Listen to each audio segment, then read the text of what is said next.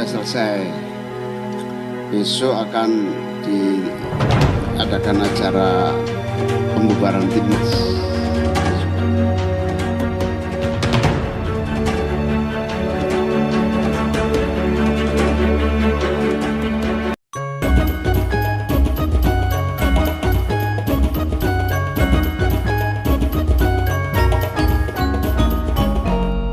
Ya sobat sekalian, akhirnya PKB menegaskan bahwasanya mereka akan mendukung sepenuhnya program Presiden terpilih Prabowo Subianto dan Wakil Presiden terpilih Gibran Rakabuming. Mereka juga akan berkoalisi mendukung semua program dari Presiden terpilih Prabowo Subianto, termasuk program makan siang gratis ya. Yang seperti kita ketahui, dahulu ketika kampanye pencalonan Presiden dan Wakil Presiden, bagaimana mereka kubu 02 yang di dalamnya ada PKB ini menentang program makan siang gratis. Tetapi sekarang mereka mendukung program tersebut. Ya itulah politik ya, jadi tidak ada kawan yang abadi, tidak ada lawan yang abadi. Kalau kemarin kawan, sekarang jadi lawan, itu satu perkara yang biasa dalam dunia politik ya. Dinamika politik terus berkembang. Kemarin lawan karena memperebutkan sesuatu yang sama, sementara sekarang sesuatu yang diperebutkan itu sudah tidak ada lagi ya. Hanya tinggal bagaimana PKB ini bisa menikmati kursi kekuasaan dengan cara untuk berkoalisi dengan si pemenang ya. Kalau tidak berkoalisi mungkin sulit sekali untuk mendapatkan bagian dari kekuasaan ya. Itulah politik ya. Ya, yang jelas setelah Nasdem ya lebih dahulu memastikan bergabung dengan Prabowo Gibran, sekarang PKB yang memastikan diri bergabung dengan Prabowo. Kalau kemarin jadi lawan, jelas ada sesuatu yang diperbutkan ya, memperbutkan kursi presiden dan wakil presiden. Nah, sementara sekarang sudah kursi presiden dan wakil presiden atau kursi kekuasaan itu sudah dimiliki oleh Prabowo dan Gibran ya. Sementara PKB bagaimana agar bisa juga menikmati kekuasaan? Nah, tentu saja dengan jalan berkoalisi dengan si pemenang ya. Ini suatu perkara yang ya biasa terjadi di dunia politik ya, ketika ingin menikmati kekuasaan sementara dia tidak memenangkan dalam kontestasi perebutan kekuasaan tadi, maka jalan berikutnya adalah berkoalisi dengan si pemenang. Ini suatu perkara yang biasa dalam dunia perpolitikan ya. Nah, itulah yang dinamakan dengan dalam politik ini tidak ada kawan yang abadi dan tidak ada lawan yang abadi. Yang ada adalah kepentingan yang abadi. Sejauh mana kepentingan bisa disalurkan, disitulah mana kawan, mana lawan. Yaitu ketika menjadi lawan adalah yang tidak mendukung kepentingannya, kemudian yang kawan adalah yang mendukung kepentingannya. Yang namanya kawan adalah mereka yang bisa mengakomodir kepentingan-kepentingannya. Sementara yang lawan adalah sebaliknya, mereka-mereka yang tidak bisa mengakomodir kepentingan-kepentingan yang diinginkan. Itulah dalam politik ya, suatu hal yang sangat biasa terjadi sekali seperti itu ya.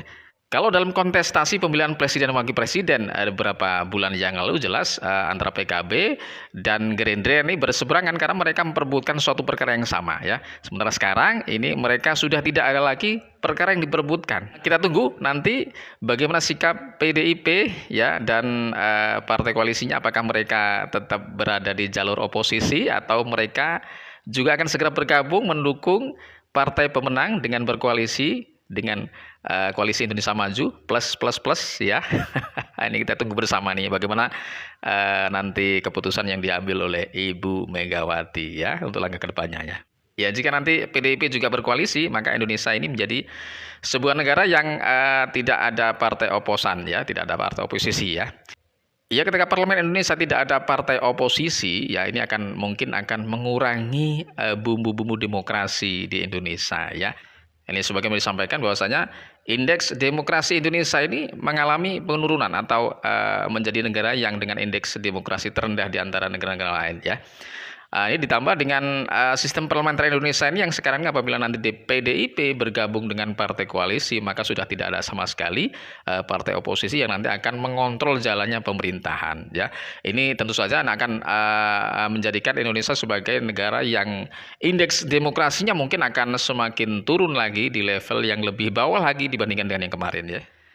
Ya, kita sebagai rakyat kecil hanya bisa berharap bahwasanya koalisi yang dibangun oleh orang-orang besar yang ada di atas sana ini bukan hanya sekedar bagi-bagi kekuasaan, tapi memang mereka paham bahwasanya ini adalah amanah yang harus diemban sebaik-baiknya. Amanah dari Allah Subhanahu wa taala, jangan sampai mengkhianati daripada amanahnya Allah Subhanahu wa taala. Buat kebijakan yang harus pro dengan rakyat, pro dengan kepentingan rakyat. Jangan sampai buat kebijakan-kebijakan, buat keputusan, buat undang-undang yang tidak sesuai dengan kepentingan rakyat. Maka rakyat akan menjadi parlemen jalanan ya. yang memiliki kekuasaan yang dahsyat sekali ya. Ketika pemerintah ini tidak menjalankan amanahnya dengan baik ya, tidak berpihak kepada rakyat, membuat kebijakan-kebijakan yang justru bertentangan dengan kepentingan rakyat, maka rakyat akan menjadi oposan, yang menjadi oposisi yang akan mengontrol langsung jalannya pemerintahan Indonesia. Ya, ini tentunya menjadi pelajaran kita semua ya. Mungkin dulu kita mendukung salah satu kontestan ya dalam pemilihan presiden dan wakil presiden, kita dukung mati-matian ya, kita dukung dengan fanatisme yang berlebihan ya, membabi buta dan lain sebagainya. Dan sekarang apabila mereka yang kita dukung mati-matian dulu ini berbalik arah ya, malah justru bergabung dengan kontestan yang dulu kita lawan mati-matian ya, ini tentunya akan menyakitkan hati kita ya. Maka ini menjadi pelajaran kita agar bagaimana mendukung pasangan dalam kontestasi politik ini ya, baik presiden maupun presiden atau pilkada ya, atau anggota legislatif, ini kita mendukung secara proporsional ya, mendukung dengan akal sehat, mendukung dengan cara-cara yang benar ya, dengan tidak mendukung secara berlebihan dan tidak mendukung dengan cara fanatisme yang berlebihan. Sehingga jika di kelak kemudian hari mereka orang-orang yang kita dukung mati-matian ya kok berbalik arah, bergabung dengan orang-orang yang dulu kita tentang mati-matian, ini kita tidak masalah ya, karena kita memahami tentang politik yang sehat ya. Jelas politik yang sehat itu juga tidak menafikan adanya koalisi ya, karena di situ ada kepentingan yang berbicara. Koalisi dalam politik ini juga diakui ya, tidak ada larangan berkoalisi, yang tadinya berseberangan kemudian sekarang berkoalisi, bergabung, mendukung dan sebagainya, ini tidak ada masalah dan itu juga sah-sah saja ya.